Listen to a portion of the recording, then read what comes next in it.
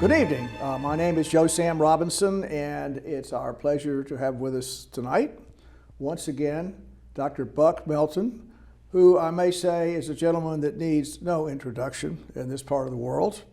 And I'll let it go at that, Buck. Well, thank you, sir. Normally I probe Merritt a little more, but I'll just back away. Yes. And maybe we can get a little bit into some of the issues that confronts the world. And one of the things is our very divisive political process, where it appears that each candidate attempts to defame the other one as much as they can, or the supporters do that. And one thing of great consequence is the events that took place, I believe, on January the 6th, right after the presidential election. All kinds of things were stirred up, and one of the stir-uppers was Fox, and apparently they were alleging that the voting machines had been rigged. I believe it's Dominion Company, and they had, with the connivance of communists in Venezuela, I think I'm saying this correctly, the communists in Venezuela, Yes. had put a situation in when innocent American citizens all over the country were casting their ballot. It turns out that sinister corruption had occurred, and thus their vote had been canceled or put in the Democratic pile. So this is a pretty terrible allegation, and it was made with great hardihood by the commentators at Fox, and the Dominion team sued. The trial was taking place right in the heartland of the Democratic Party in President Biden's hometown of Wilmington, Delaware. And just quite recently, the Fox settled for more or less about a $750 million payment. So that's kind of the crux of what happened recently. And I know with your legal background, you've got some important things to say about this, but I'll start out by talking about the collision between free speech and libel. So I know great thinkers have probed this issue, but maybe you being one of them, you could make some comments on it. Well, I'm not sure how great I am, but yeah. Well, we have to start, of course, with the First Amendment, of course, and the First Amendment is written in absolute terms. It says Congress shall make no law prohibiting freedom of press or freedom of speech. It speaks similarly, absolutely, on the religion clauses, but we're talking about press tonight and media in general. And that's always presented a problem. And the question is, how do you deal with that? Well, the Supreme Court has dealt with that over the years. It was not all one big moment. But the Supreme Court has dealt with it by saying that no law doesn't really mean no law. Now, of course, that raises the question, if the founders really wanted to speak in absolute law, absolute terms according to that, how would they put it in there? Would it say, Congress shall make no law, and we really mean it? I mean, what does it take? Yes. So you have to ask whether or not the founders had, or in this case, I think Madison was the original author of the Bill of Rights, but I'm sure it got tinkered with a good bit. But the court in the early 20th century, finally, I believe it was the Chaplinsky case, said that there are certain categories of speech that add so little to the public discourse that they aren't, in fact, covered by this blanket, apparently absolutist restriction. Some of them, in the Chaplinsky case, was fighting words. If I just get in your face and call you all sorts of racial epithets or anything that's deliberately designed to generate more heat than light. Hate speech, for instance. Advocacy of violation of the law. I could name several others, but the one we're talking about today is defamation.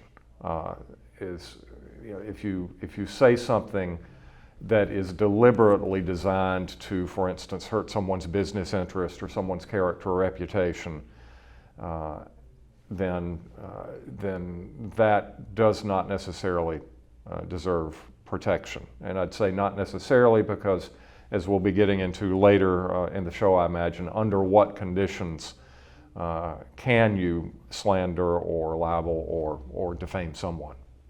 Well, I mean, it's quite a slippery slope, is it not? I mean, and it's very hard to put bright lines on circumstances. I would say that, and I'll make the assertion that, in a way, any communication that we have, any efforts at speech, there's impossible to extract one's ego from the conversation. So if your perceived enemy is there, then you might be a little free with the truth, and you certainly emphasize whatever failings your enemy has, whatever they are, or some painful story in the person's background. All kinds of efforts will be undertaken to injure a person that stands in your way of some objective. And that would just seem to me be part of normal human activity. And I understand, if I can, not an expert on this, but the courts have allowed a lot of assaultive speech to occur, particularly against a public official or a public person. So much so that politicians have a very hard time alleging slander or libel against them, even if what's said about them is not charitable. Put it that way. There's no sense of charity in what the opponents have discussed. I have to butt in here for a minute, and I'm reminded of, I think it was Huey Long, I'm not sure if I'd say the great, but certainly the notorious political boss of Louisiana about 100 years ago. And I believe it was the story told about Long that during one campaign he charged his political opponent with being a thespian and a heterosexual. And of course, back in the early 1900s, you know, these were very bad sounds things. Bad, you know, was that defamatory? I mean, you know, so it might be the intent in which it's offered rather than the objective truth of the matter. But well, this was, and you know, just looking. I mean, I'm saying that, but this is a pretty bad thing that Fox did. Mm-hmm. And the commentators, I mean, the ferocity of I guess, turning power over to one's opponent is certainly not an easy thing mm-hmm. to do. And it does appear that in general, the people that, the group of people that believe they ran the country, which and their generations had, it didn't seem possible to them that the democratic process would put their opponent in, and thus the seductiveness of looking for a scapegoat was really powerful. And I have to say that this is a tailor-made one, and I'm certainly not a conspiracy theorist, and the sociologists have shown that a serious uptick in conspiracy theories is a sign of a malfunctioning society, one that you don't trust the basic premises, you have a basic distrust of the public in general.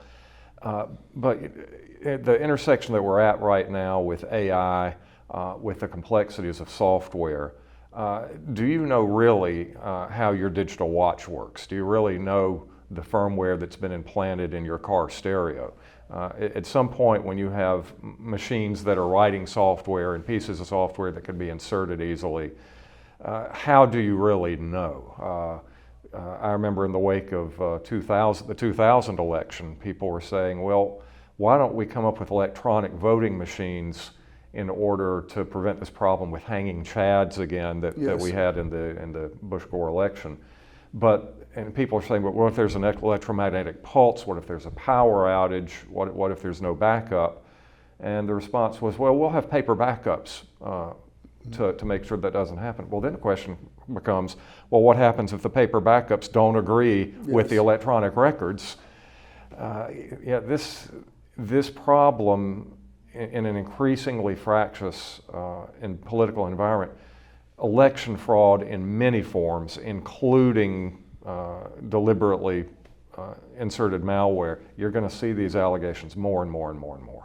It's Well, just not going to go away. Is this a problem with the democratic process? The voters presumably they cast their votes on the information they receive, and I don't know how well I made the point, or together we made the point that libel and slander are pretty hard.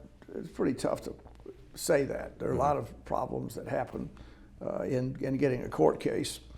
But it's much easier just to tell the voters over and over, sort of the way Goebbels might do it. Well, my opponent is going to destroy the country. He really hates the USA, and he's going to do that by spending too much money, and the currency will inflate, and the country will be destroyed, and that's really my opponent's wish. And you don't have to say that's the opponent's wish. You could just say it. Once again, for some unknowable reason, they are spending too much money. And contrary-wise, the other side could say, my opponent delights in killing young children by not allowing them to come into the country or something. And so and just repeating such charges or allegations over and over again can influence the voter. And you made the comment about, well, how sophisticated watches are. How can you really know the forces that are afoot in the world? Because everyone's limited perspective, and these gigantic events have occurred over the past several decades that marginalize people in a way. I mean, you don't have control. You don't have the confidence that the food you eat is okay, the water is okay, that you shaking hands with people is bad or good, some plague will strike you down, whatever is out there. All these events are happening. And is there something missing about the understanding the democratic process? If the information that people receive has been screened to basically subvert truth, to say it that way. Yes. And the efforts were undertaken by the administration, and there's sort of a joke. The Society for Preserving Truth, or the Truth Minister, that the government is going to decide what's true and what's not true, and then they're going to just implant it in your brain so that some external force can control you. Well, I mean, having said that, I mean, isn't that a springboard for paranoia? And is paranoia often has a patina of truth attached to it? I mean, you want to comment? Well, I think you've raised a lot of questions. We can take this in a lot of different directions. I think the starting point we need to turn back to probably John Milton, who lived not long after movable type started to become a big thing in Europe, and censorship started to become consequently a big thing. And as regards public discourse, which is largely what we're talking about here, public figures, Milton said, whoever knew the truth to be put to the worse in a free and open encounter. Now, there are a lot of unspoken assumptions there, a lot of other ideas, but basically, I think this is one of the foundations of republicanism. And I want to say republicanism, not democracy. Democracy is a very hackneyed and overused term today. And everybody who uses it in a good sense. Maybe it's not, and I'll explain what I mean in a bit. But the idea is, if we are going to have a republic, a thing of the people, a thing in which members of the community as a whole will have a serious input into the nature and operation of their government, the idea of consent of the governed, they have to have accurate information in order to do that. That's the premise. And that people who are interested in the efficient and good operation of their government will both have the capability to and the interest in making inquiries to discover the truth. Now, that's not necessarily an easy thing. It takes a lot of legwork, it takes a lot of time. You have to read many different sources to balance them against each other and make an informed judgment. Now, maybe your judgment's right, maybe it's wrong. No one's ever going to have perfect information, but the idea is it's almost like an adversarial system that the different voices will all put their perspectives out there, and the neutral member of the society will listen to as many of them as possible, weigh them as well as possible, and then make a decision. In many ways, that's exactly the opposite of what you're describing in democracy. And by democracy, I'm talking about French Revolution-style mass Jacksonian democracy that commodifies the vote. It doesn't want informed, interested voters. It wants people who can easily be led and who don't have enough time or interest in delving into the issues on the other side themselves. And unfortunately, given the type of industrial society we've got now, it is all too easy to let critical thought go by the wayside and listen to the loudest voice.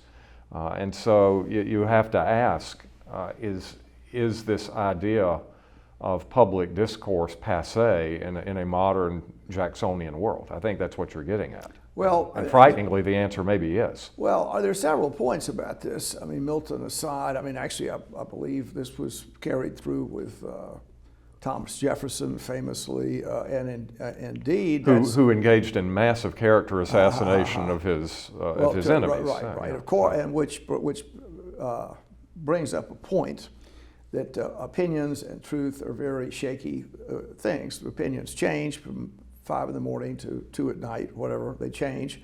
And discovering truth is very, very difficult. And indeed, it brings up the question of causality. All the many things that cause things to happen the way they happen, it's not a mathematical process. It's not a deductive arrangement. It's an inductive. All kinds of new information is coming in. And even AI, the superhuman AI, cannot really, I think, come to grips perfectly with what's true and what's not.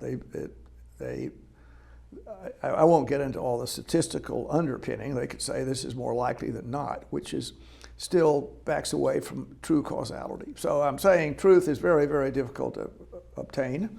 And the secondary gain that people obtain when they push their notion of truth, it's an ego issue, and as we sort of got into a little bit, it is tempting when these discussions happen to just assault one's opponent and put him in league with the devil, and stray away from just the facts. Joe Friday, just the facts, man.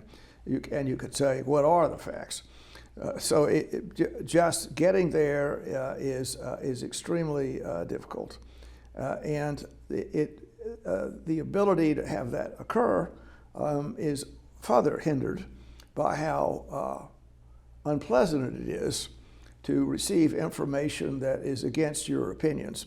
So people form opinions and ideas that become part of their ego, part of them.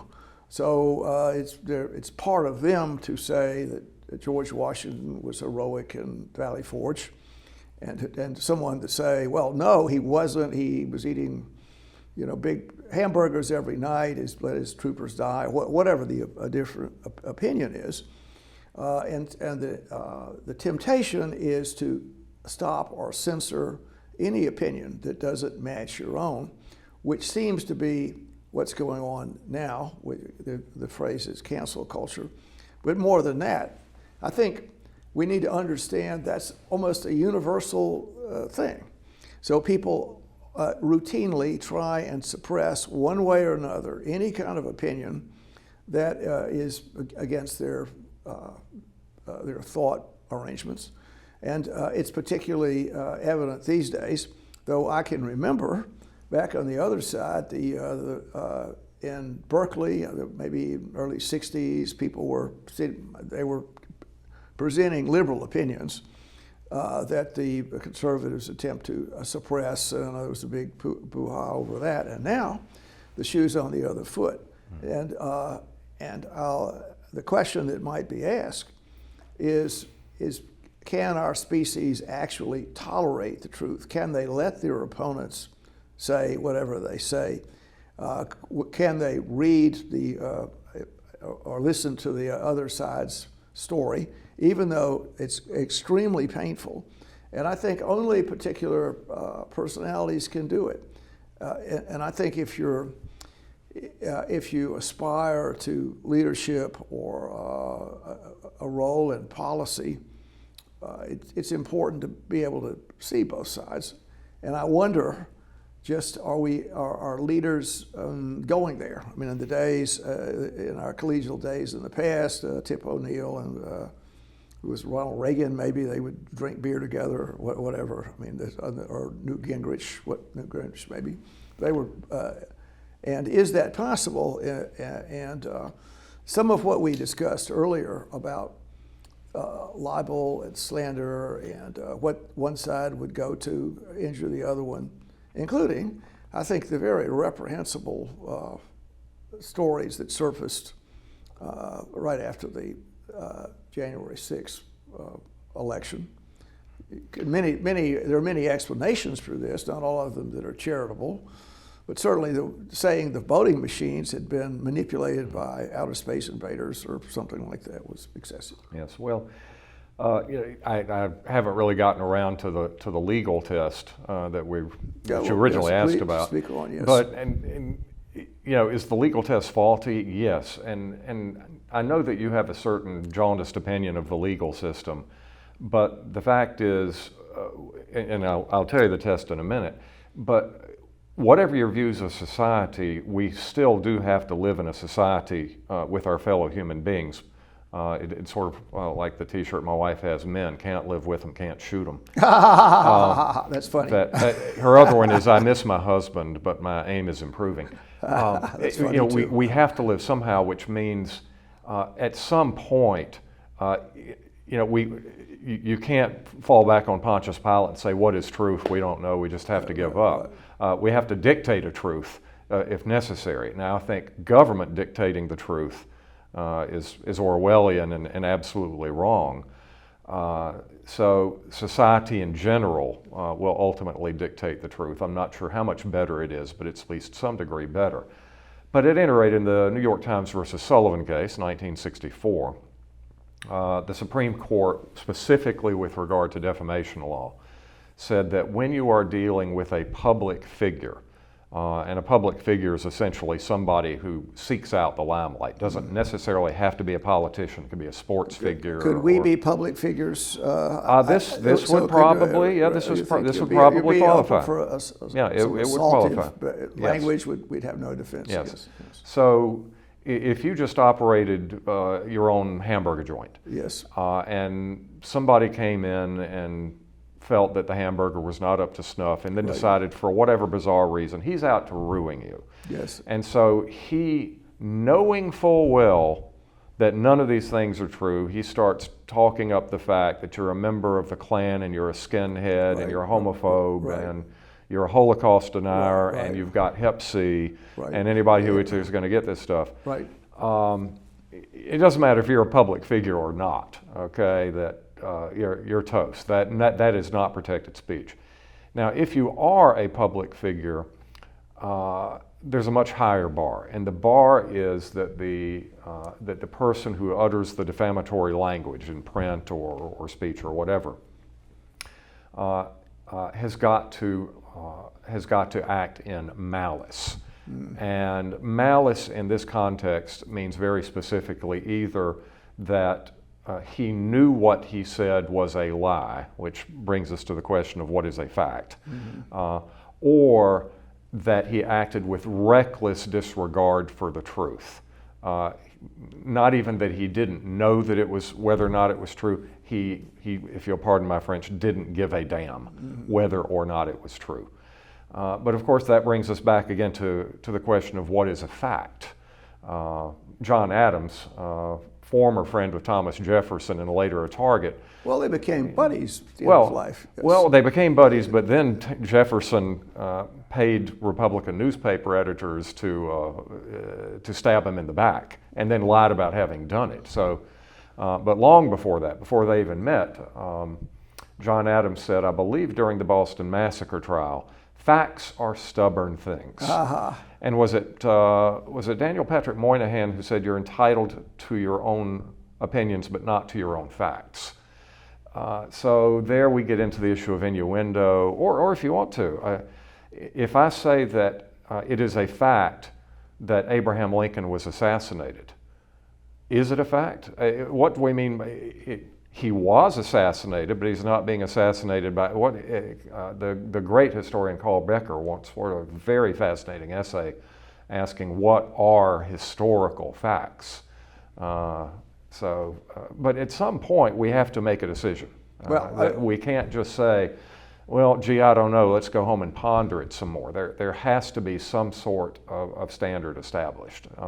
For instance, is Newton correct? No, Newton's not correct. His theories are bunk.